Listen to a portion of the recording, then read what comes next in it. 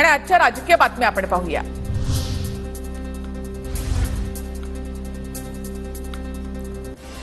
मुख्यमंत्री शिंदेंच्या माफ करा अर्थात जर माझी सगळ्या मागण्या मान्य केल्या तर विधानसभा निवडणूक लढणार नाही, बच्चू कडू यांचं वक्तव्य। माझी जागा मी शिंदे गट किंवा भाजपला देणार असंही बच्चू कडू यांचं वक्तव्य।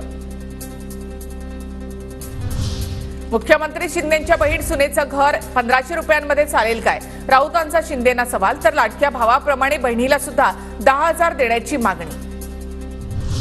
मुख्यमंत्र्यांनी जाहीर केलेली लाडका भाऊ योजना म्हणजे निव्वळ तरुणांची फसवणूक। जुनी योजना मुख्यमंत्र्यांनी नव्या नावाने समोर आणली, अंबादास दानवे यांचा आरोप। बारामतीकरांमुळे सत्ताधाऱ्यांच्या लक्षात आलं लाडकी बहीण किती महत्वाची। लाडकी बहीण योजनेचं महत्व बारामतीकरांनी अजितदादांना दाखवलं, मेहबूब शेख यांचा टोला।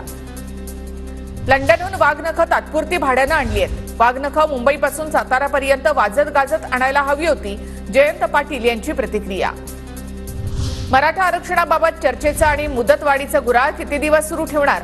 आरक्षणाबाबत सरकारने आता एक निर्णय घ्यावा, जयंत पाटील यांचं वक्तव्य। गडचिरोलीमध्ये नक्षलग्रस्त भागामध्ये झालेल्या चकमकीमध्ये 12 नक्षली ठार।